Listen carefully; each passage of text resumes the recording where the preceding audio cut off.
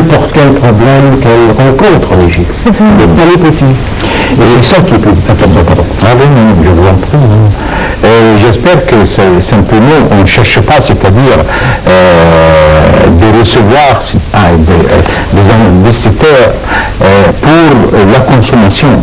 On cherche, c'est-à-dire de production, des usines. C'est ça que l'Égypte a besoin actuellement. Il y a un main-d'œuvre de bon marché, il y a des moyens. La position géographique de l'Égypte, ça donne beaucoup de possibilités pour les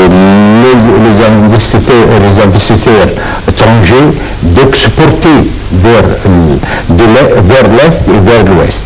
Ça sera, le projet de Gabal Ali, c'est presque la même chose, mais le canal de Suez, ça sera autre chose.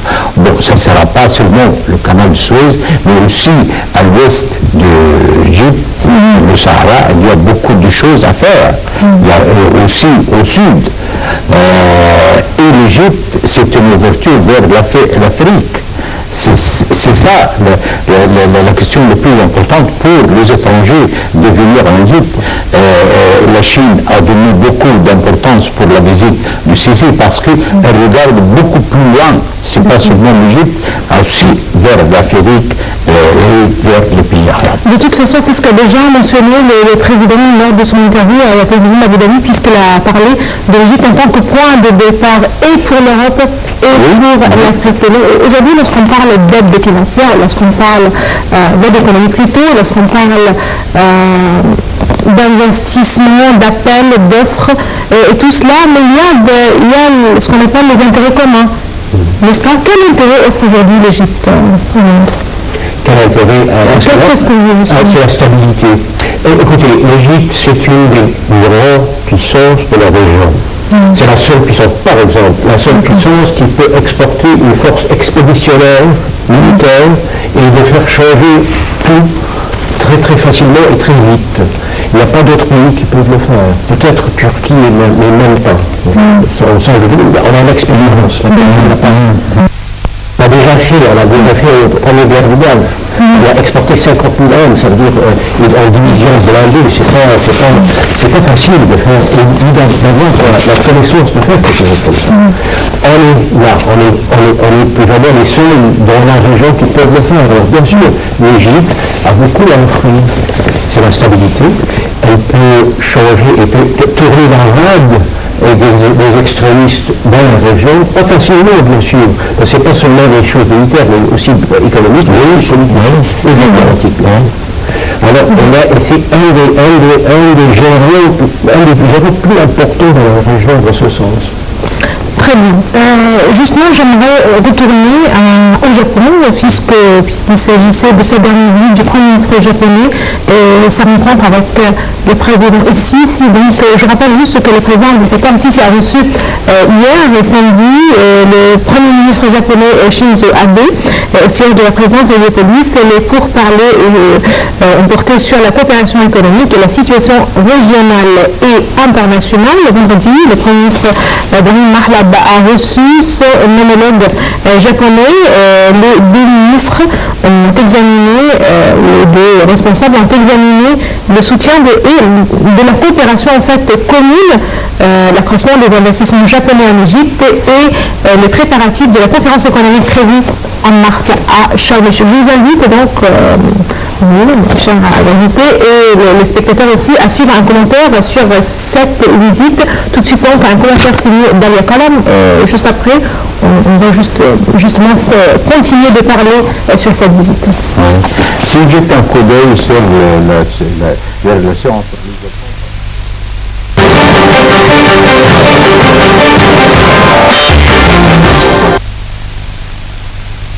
Le président Abdel Fattah el-Sisi a déclaré avoir examiné avec le Premier ministre japonais Shinzo Abe la lutte antiterroriste. Lors d'une conférence de presse, el-Sisi a affirmé que ses pourparlers avec le Premier ministre japonais avaient porté sur la situation régionale et internationale, la cause palestinienne et la conjoncture en Syrie, en Libye et en Irak. Il a confirmé la nécessité impérieuse de réaliser la stabilité au Proche-Orient et le règlement de la cause palestinienne. El-Sisi a également souligné avoir accepté l'invitation du Premier ministre japonais à visiter le Japon. Le président Sisi a également souligné avoir accepté l'invitation du Premier ministre japonais à visiter le Japon. Le président a par ailleurs invité le Premier ministre japonais Shinzo Abe à participer à la conférence économique en mars sur l'Égypte. Le président a par ailleurs invité le Premier ministre nippon Shinzo Abe à participer à la conférence économique en mars sur l'Égypte. Le porte-parole officiel de la présidence Youssef a indiqué que le président Sisi avait exprimé l'appréciation par l'Égypte du soutien japonais tout au long des derniers siècles, tout en souhaitant l'élan de la coopération économique et de développement. Et Sisi a souhaité la reprise du mouvement du tourisme japonais en Égypte, notamment à la lumière de la stabilité actuelle en Égypte, en jugeant impératif la poursuite du soutien du gouvernement japonais à l'économie égyptienne. Le Premier ministre Ibrahim Mahlaba avait reçu vendredi son homologue japonais Shinzo Abe. Les deux ministres ont examiné le soutien de la coopération commune, l'accroissement des investissements japonais en Égypte et les préparatifs de la conférence économique prévue en mars à Sharm el-Sheikh. Le Premier ministre japonais Shinzo Abe a promis une aide militaire de 2,5 au Moyen-Orient lors d'une visite samedi en Égypte dans le cadre d'une tournée régionale. Cette somme dédiée à la région tout entière visera notamment à fournir une assistance humanitaire et à développer des infrastructures, a-t-il expliqué lors d'une réunion du comité d'hommes d'affaires égyptien et japonais au Caire. M. Abe a rappelé que son gouvernement s'était engagé il y a 2 ans à verser une aide de 2,2 milliards de dollars au Moyen-Orient, promesse qui a été entièrement tenue selon lui. Il a ajouté que l'aide du Japon visait toujours à restaurer la stabilité dans la région. Shinzo Abe s'est aussi engagé à verser une aide de 200 millions de dollars aux pays affectés par l'offensive du groupe terroriste Daesh en Irak et en Syrie qui a fait des centaines de milliers de déplacés et réfugiés. Un responsable du ministère nippon des Affaires étrangères a précisé que la majorité de la première enveloppe visait d'ailleurs à aider les pays voisins à accueillir les réfugiés. Selon les estimations du Haut Commissariat de l'ONU pour les réfugiés, le nombre de réfugiés syriens pourrait atteindre 4,27 millions d'ici décembre, contre 3 millions actuellement. Après l'Égypte, Shinzo Abe se rendra en Jordanie, en Israël et dans les territoires palestiniens. Cette tournée est la première d'un Premier ministre japonais au Moyen-Orient depuis 2006.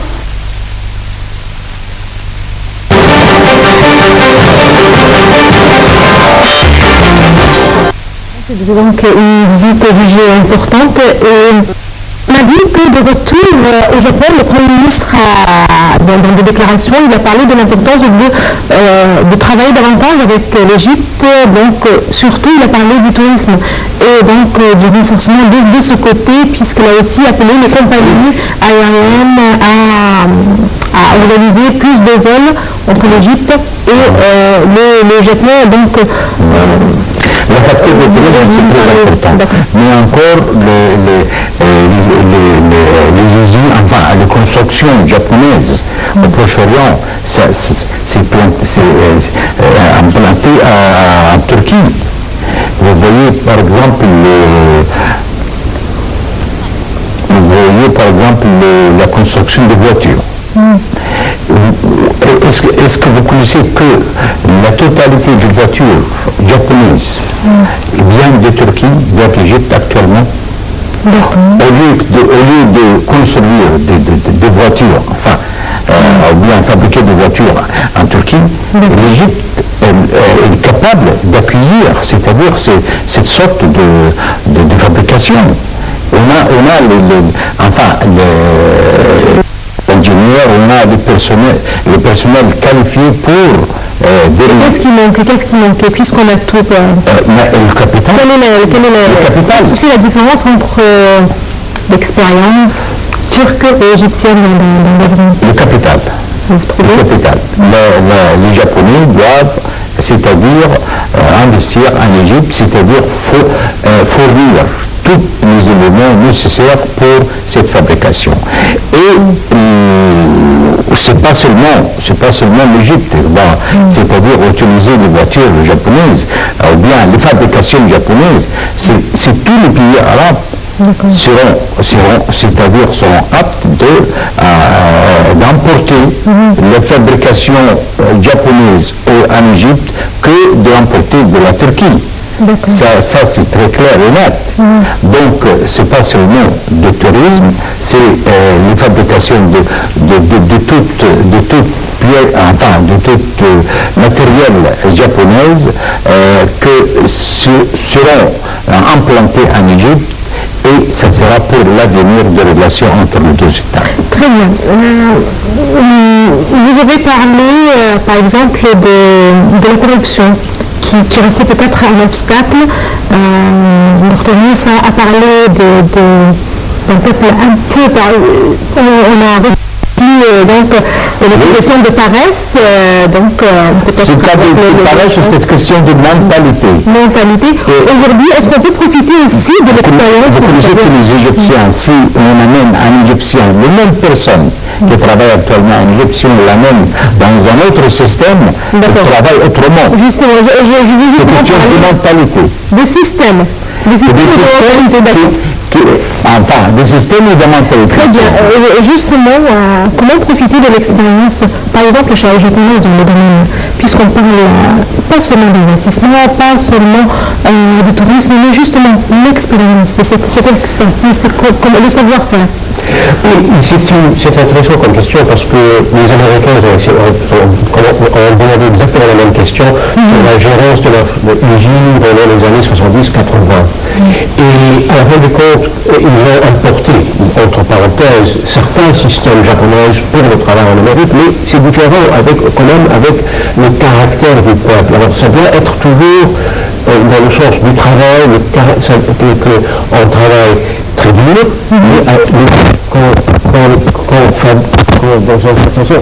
on fait un système de travail qui est une réflexion du pays et du caractère du pays, dans ce sens. Oui, on peut bien sûr importer certaines techniques de travail, techniques d'être efficaces, que les Japonais sont des grands maîtres là-dessus. Mais je pense que plutôt que ça, on a beaucoup d'expérience en Égypte, il faut le dire. L'Égypte, c'est un pays dans une économie complète. Aussi, c'est peut-être les seuls dans la région qui sont un peu comme l'Égypte, c'est la Turquie, il n'y a pas d'autres. L'Égypte, ce n'est pas, par exemple, ce n'est pas le pétrole, le gaz, c'est tout, on a tout ici. On a des usines, on a un secteur agricole, un secteur de services, un secteur de construction lourde.